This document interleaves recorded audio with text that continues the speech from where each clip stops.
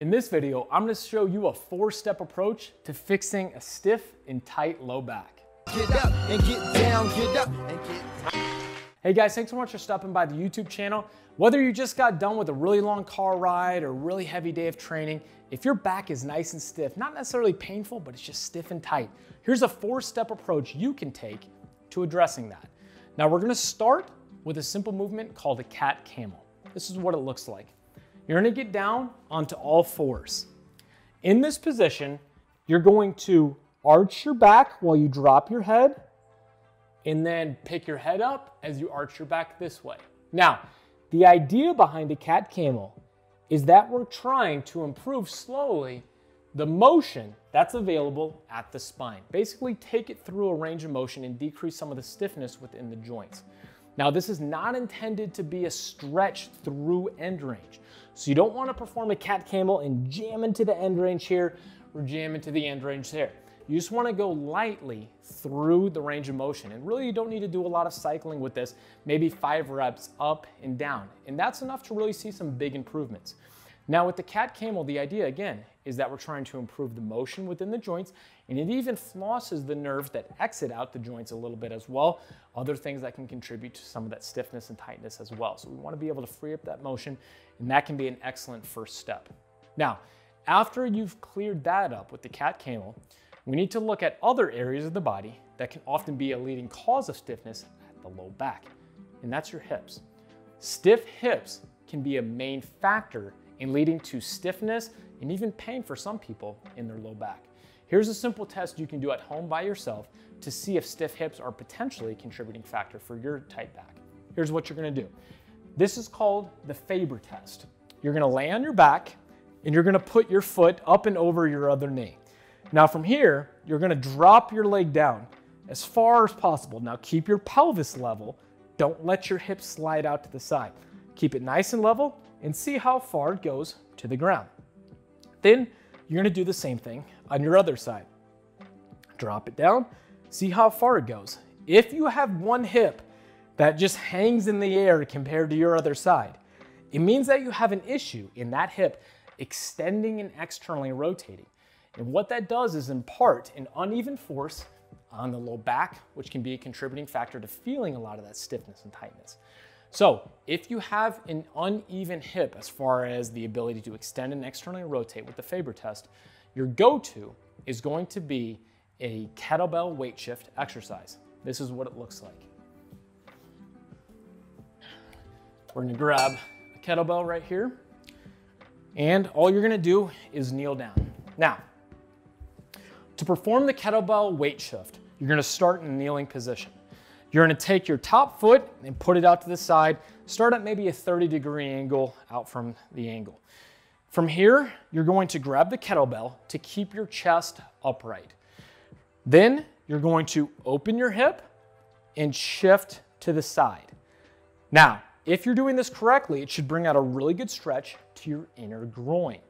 If this, however, creates sort of a pinch or a block sensation, you can change the position of your foot away from your body to find the angle that allows you, when shifting, to feel a really good stretch in your groin again.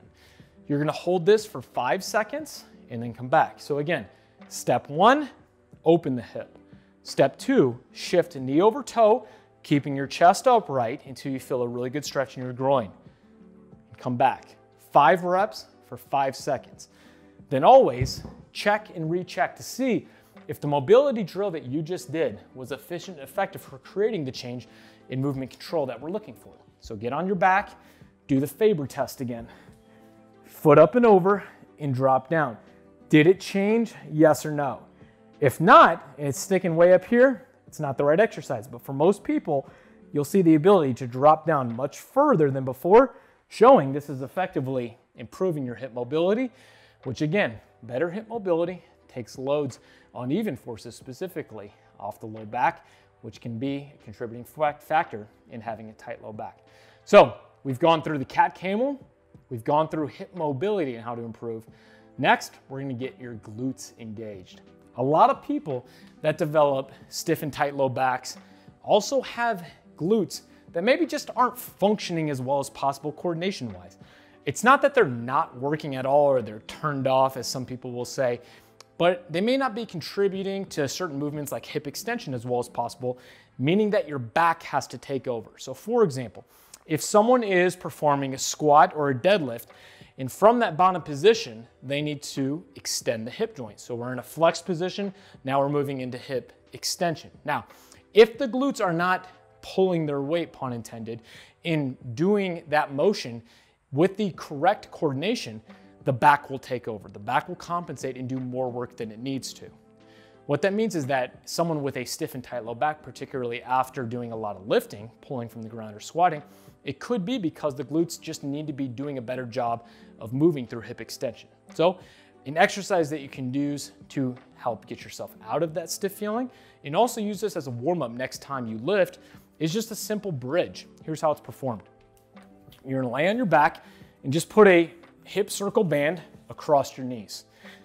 You're gonna have your knees bent in this position right here.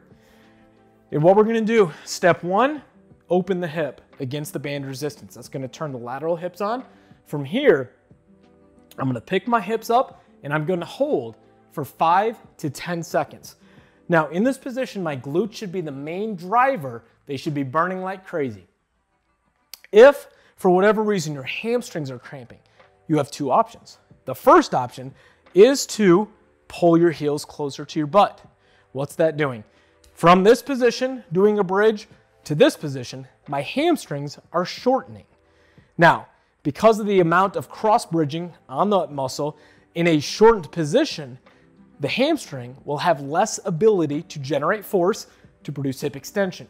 So if someone has a lot of cramping with a bridge, shortening the hamstrings can decrease that amount of cramping, allowing you to perform the bridge and allow the glutes to be the main driver of hip extension. The second tip that you can do is to jam your toes down. So to pretend like you are performing this motion, but obviously not moving the feet. So jam the toes down, move into that bridge, but really forcing through the toes. Don't come all the way up like this, but really pretend like you're moving a sheet away from you. What that's gonna do is the motion where we are, or the theory of reciprocal inhibition. Now in this position, when I am trying to drive through the toes, it turns the quads on slightly. Now, if the quads are turned on, the hamstrings cannot be turned on to the same intensity if I'm allowing movement at the knee joint. So what that means is that by trying to extend through the toes, I'm going to turn the quads on slightly. Reciprocally, it's going to turn the hamstrings off. The only thing left to extend the hips is the glutes. So that's a little bit of science for how you can turn the hamstrings off that are cramping and allow your glutes to extend up and do the main driver. For something like this, I would do 15 reps for a 10-second hold. And the hold up there is key. Get those glutes burning like crazy. That'll be helpful to decrease, again, the stiffness in the low back. So now that we've done that, we've gone through the Cat-Camel, we've worked on hip mobility, we've gone through the bridge. The last thing that we're gonna do to work on a stiff low back is to bring yourself a little bit of core stability. A lot of people, again, that develop a stiff low back do so in part because they don't have sufficient core stability. A very simple exercise you're gonna do to work on this is a bird dog. And here's how it's performed. Let me move this out of the way. What you're gonna do for the bird dog is get down into an all-fours position. From here, what you're going to do next is you're gonna stiffen your core, and then you're going to extend your opposite arm and leg out like this, creating as much tension from your fist all the way through your heel. You're going to make sure that from that side view that we're not moving our back. So find that pain-free position, stiffen your core, opposite arm and leg, extend out, hold for 10 seconds, making as much tension from my fist all the way through my heel. And then as I come down, I'm going to tap my knee and then back out, not rounding my back like this, and then back out. Notice how low my foot is to the ground. If I pick my hip really high up, my back arches. So you want to maintain that neutral spinal position to, again, take load off that low back and make sure that I'm stiffening in that neutral spinal posture. 10-second hold, back under and out. Something like this, I would do 5 to 6 reps for a 10-second hold on each diagonal. So guys, we've now gone through the 4-step process to address a stiff and tight low back. We've worked on improving the motion capabilities, the mobility of that spine, but not through a stretch, through something that's more spine friendly, the Cat-Camel. We've worked on improving hip mobility. We've worked on getting the glutes better engaged, and then also spinal stiffness, enhancing a little bit of stability with a movement like the bird dog. Hope you guys enjoyed today's video. If you have any questions, let me know in the comment section below. And if there's any other videos you'd like me to do in the future, let me know as well. Thank you guys so much for checking out all the content that I'm making. Please subscribe to my channel if you're enjoying the videos that we're making, and send these videos along to someone who may be having a stiff and tight low back. Until next time, guys, happy squatting. They say that energy flows where attention goes, so I pay no mind. Why waste my time with all these negative cats scratching? So caught up in their egos, these people have lost.